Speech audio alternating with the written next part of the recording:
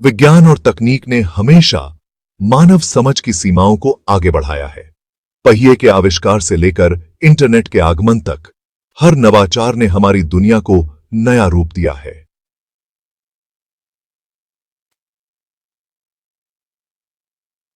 हम एक और क्रांति के कगार पर खड़े हैं, एक ऐसी क्रांति जो जीवन के सार में ही तल्लीन करती है। पारंपरिक गर्भ के बाहर जीवन को धारण करने और उसका पोषण करने की क्षमता।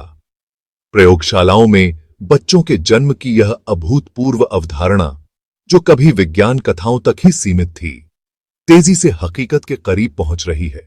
प्रयोगशाला में विकसित शिशुओं की संभावना भले ही विस्मयकारी हो, उत्साह और आशंका का मिश्रण पैदा करती है। यह जन्म, पितृत्व और मानव होने का क्या अर्थ है कि हमारी मूलभूत समझ को चुनौती देती है। जैसे जैसे हम इस अज्ञात क्षेत्र का पता लगाते हैं, इस विषय पर संतुलित दृष्टिकोण के साथ संपर्क करना महत्वपूर्ण है। इसके संभावित लाभों और नैतिक जटिलताओं दोनों को स्वीकार करते हुए यह निबंध प्रयोगशाला में विकसित शिशुओं के पीछे के विज्ञान पर प्रकाश डालता है, उन संभावनाओं और चुनौतियों की जांच करता है जो वे प्रस्तुत करते हैं।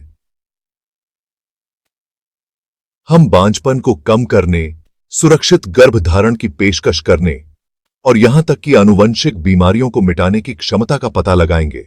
हालांकि हम नैतिक दुविधाओं, सामाजिक निहितार्थों और इस परिवर्तनकारी तकनीक से जुड़े संभावित जोखिमों पर भी गौर करेंगे।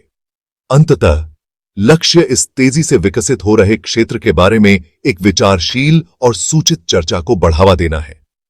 विज्ञान को समझकर, नैतिक विचारों को तौलकर और सामाजिक प्रभाव पर विचार करके हम इस तकनीक की शक्ति का जिम्मेदारी से उपयोग करने का प्रयास कर सकते हैं, यह सुनिश्चित करते हुए कि भविष्य में वैज्ञानिक प्रगति मानव कल्याण के साथ साथ चले।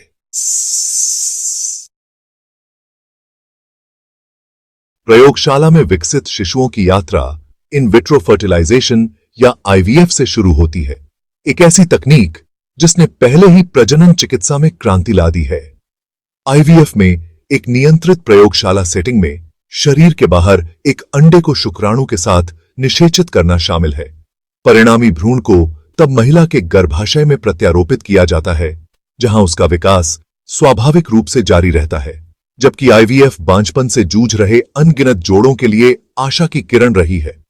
प्रयोगशाला में विकसित शिशुओं की अवधारणा इस तकनीक को एक कदम आगे ले जाती है, जिससे प्राकृतिक गर्भ की आवश्यकता पूरी तरह से समाप्त हो जाती है। यहीं पर आर्टिफिशियल गर्भाशय, जिन्हें आर्टिफिशियल गर्भाशय भी कहा जाता है, काम आते हैं। कृत्रिम गर्भाशय अभी विकास के शुरुआती चरण में हैं, लेकिन उनमें अपार संभावनाएं हैं।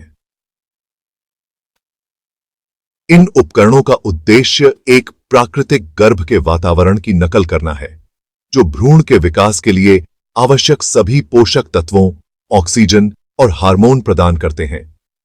भ्रूण आर्टिफिशियल गर्भाशय के अंदर बढ़ता है, जो एक प्लेसेंटा जैसी प्रणाली से जुड़ा होता है, जो अपशिष्ट को फिल्टर करता है और आवश्यक पोषक तत्व प्रदान करता है।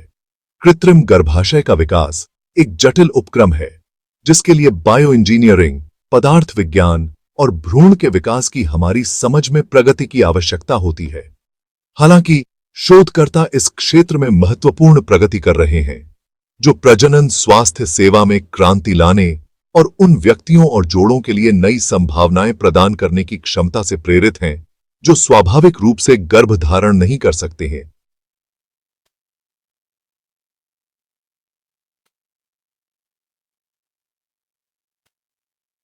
गर्भावस्था को पूरा नहीं कर सकते हैं। बच्चे पैदा करने की इच्छा एक मूलभूत मानवीय आकांक्षा है। हालांकि बांझपन दुनिया भर में लाखों जोड़ों को प्रभावित करता है, जिससे भावनात्मक परेशानी होती है और उनके जीवन की योजनाएं प्रभावित होती हैं। प्रयोगशाला में विकसित बच्चे इन व्यक्तियों और जोड़ों के लिए आशा की किरण प्रदान करते हैं, जो जैविक सीमाओं को दूर करने और पितृत्व की खुशियों का अनुभव करने के लिए एक संभावित समाधान प्रदान करते हैं। बांझपन से परे प्रयोगशाला में विकसित बच्चे व्यक्तियों और जोड़ों की एक विस्तृत श्रृंखला के लिए प्रजनन विकल्पों का विस्तार कर सकते हैं।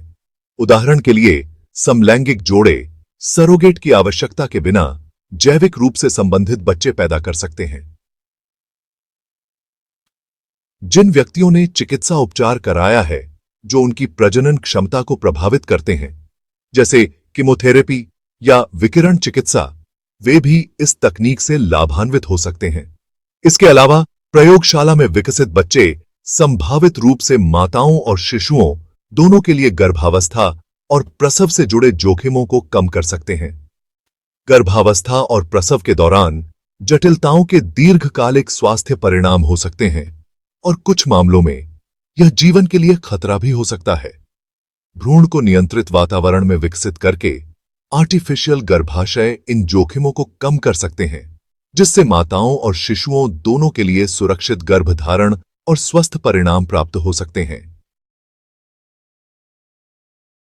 प्रयोगशाला में विकसित शिशुओं के सबसे सम्मोहक पहलुओं में से एक आनुवंशिक बीमारियों को रोकने की क्षमता है। क्रिस्पर जैसी जेनेटिक स्क्रीनिंग और जीन एडिटिंग तकनीकों में प्रगति के साथ वैज्ञानिक भ्रूण को आर्टिफिशियल गर्भाशय में प्रत्यारोपित करने से पहले आनुवंशिक दोषों की पहचान और सुधार कर सकते हैं। आनुवंशिक विकारों के इतिहास वाले परिवारों के लिए इसके गंभीर निहितार्थ हो सकते हैं। भविष्य की पीढ़ियों को दुर्बल करने वाली या जानलेवा बीमारियों से बचाया जा सकता है। यह आनुवंशिक बीमारियों के लिए महंगे और अक्सर आजीवन उपचार की आवश्यकता को रोककर स्वास्थ्य सेवा प्रणालियों पर बोझ को भी कम कर सकता है। इसके अलावा प्रयोगशाला में विकसित बच्चे उन महिलाओं के लिए एक समाधान प्रदान कर सकते हैं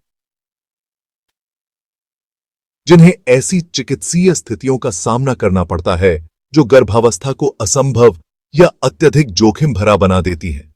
उदाहरण के लिए, जिन महिलाओं के गर्भाशय को कैंसर या अन्य चिकित्सीय कारणों से हटा दिया गया है, उनके पास अभी भी जैविक बच्चे पैदा करने का विकल्प हो सकता है। जिस वातावरण में भ्रूण विकसित होता है, उसे नियंत्रित और अनुकूलित करने की क्षमता से समग्र रूप से स्वस्थ बच्चे भी पैदा हो सकते हैं। वैज्ञानिक संभावित रूप से भ्रूण के विकास के लिए आदर्श परिस्थितियां बना सकते हैं। इष्टतम पोषण, ऑक्सीजन के स्तर और हार्मोनल संतुलन सुनिश्चित कर सकते हैं, जिससे बच्चे के स्वास्थ्य और विकास पर दीर्घकालिक लाभ हो सकते हैं।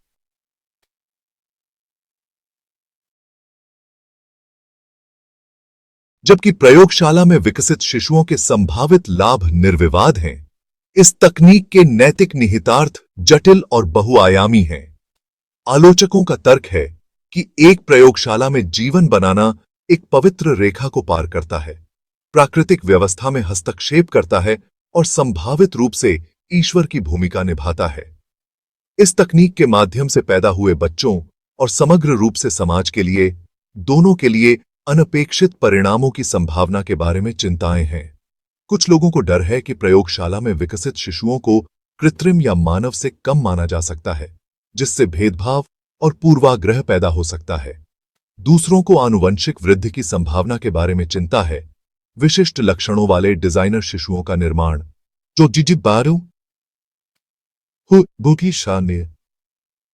जो यूजेनिक्स और सामाजिक असमानता के बारे में चिंता जताते हैं। कृत्रिम गर्भाशय का विकास गर्भधारण प्रक्रिया में मां की भूमिका के बारे में भी सवाल खड़े करता है। यदि प्रौद्योगिकी पूरी तरह से प्राकृतिक गर्भ की आवश्यकता को समाप्त कर सकती है, तो क्या यह बच्चे के साथ मां के जैविक और भावनात्मक संबंध के महत्व को कम करती है? इन नैतिक दुविधाओं पर सावधानीपूर्वक विचार और खुले संवाद की आवश्यकता है। नैतिक दिशा निर्देश और नियम स्थापित करना महत्वपूर्ण है, जो बच्चे की भलाई को प्राथमिकता दें, मानवीय गरिमा का सम्मान करें और यह सुनिश्चित करें कि इस तकनीक का उपयोग जिम्मेदारी और नैतिक तरीके से किया जाए।